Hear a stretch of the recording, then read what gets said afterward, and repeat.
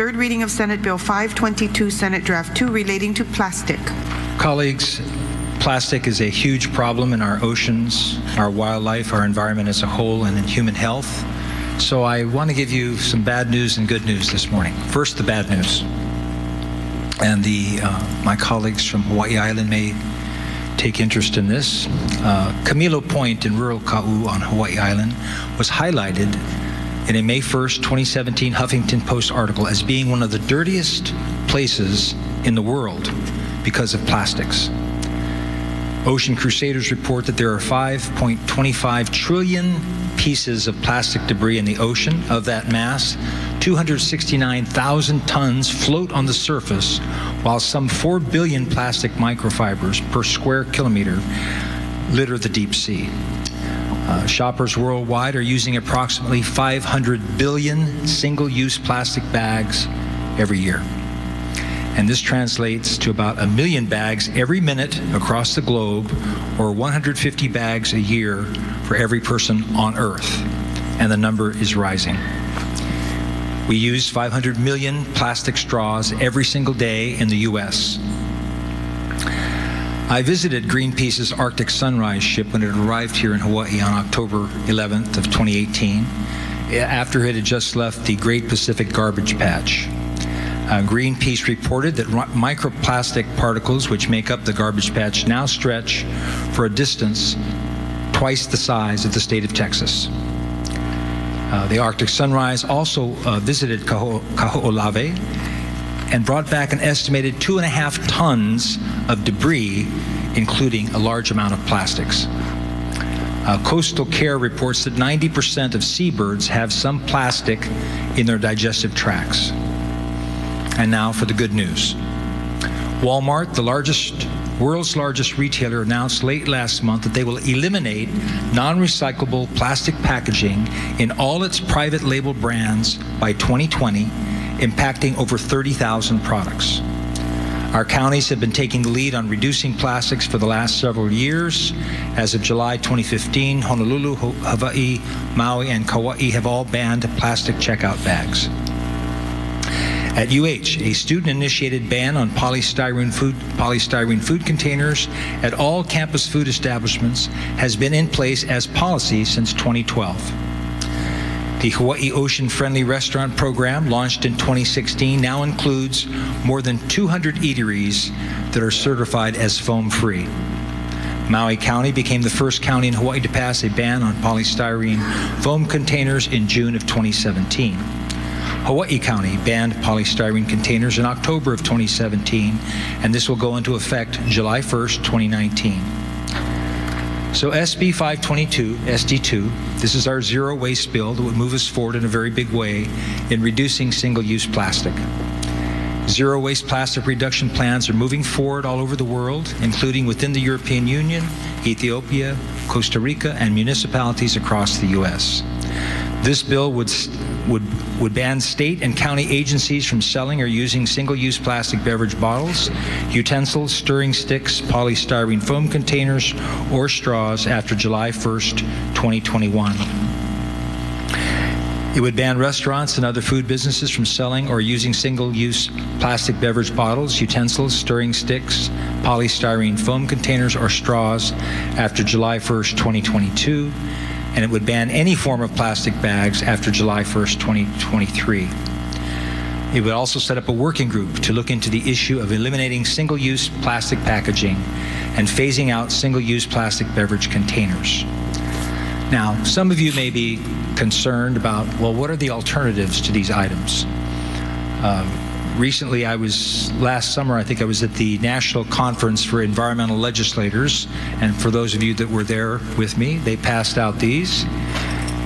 And this is, you get your stainless steel chopsticks, and you get your stainless steel fork, and in this nice little bag. And they also passed out these straws. Not only is it a straw, it's got the straw brush to clean your straw, right?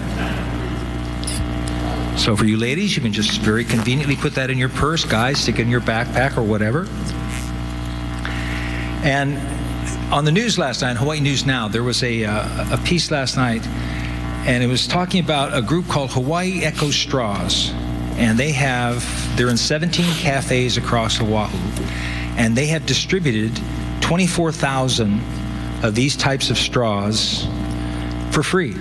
All they're asking for is a donation. And what caught my eye on the piece last night on the news was there was a little sign next to the cash register and it said, "This is the last straw."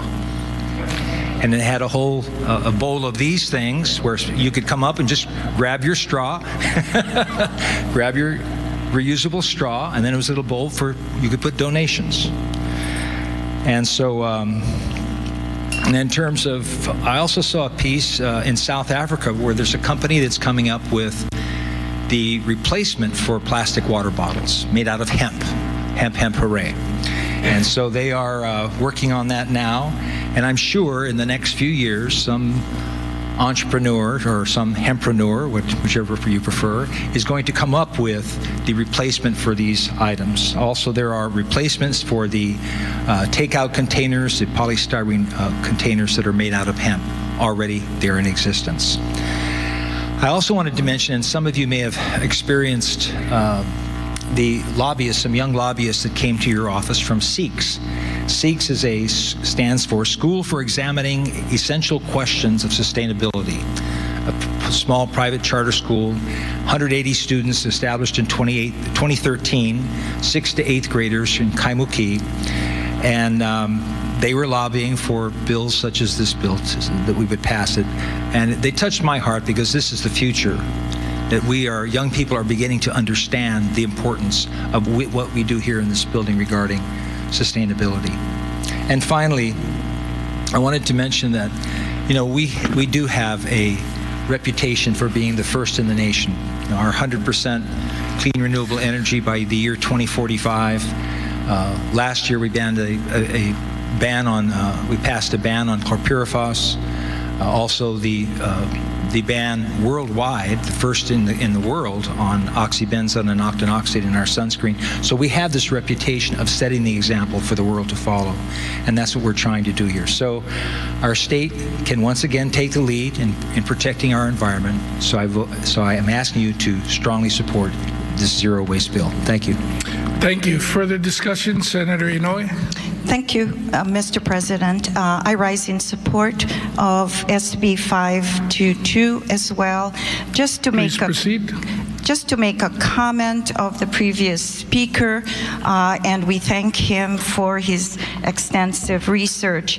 I do want to make a comment on Camilo Beach on my Big Island, just in support of our island as well.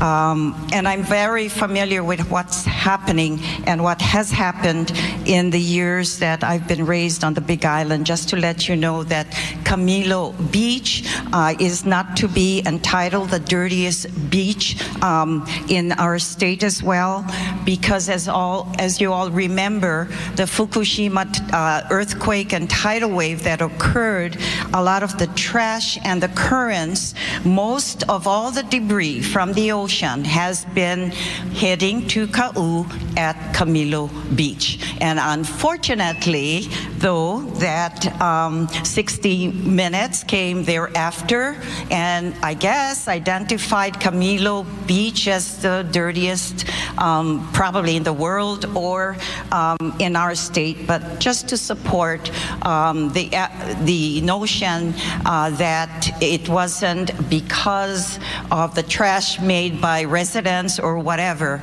but we did have the trash from the Fukushima earthquake and tsunami. And I'd like to add that not only plastics occurred on that beach, but tons of wrecks from the fishing boats as well.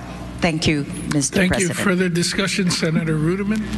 Thank you. Briefly in support, Please I agree with both of the previous speakers, and since Camilo Beach has come up, I've sponsored several of the cleanup efforts down there, including my staff going there several times. And yes, it's right, there was a big wave of trash after Fukushima, but every year new trash gets deposited there from around the world, and it just happens to catch it. And by the way, I also own a business that's operated 20 years while being a leader in plastic elimination, and it hasn't hurt us at all. Thank you very much. Thank you. Further discussion? If not, do we have unanimous consent? No vote for Senator Favela. 23 ayes, 1 no. Thank you. Senate Bill 522, Senate Draft 2, passes third reading.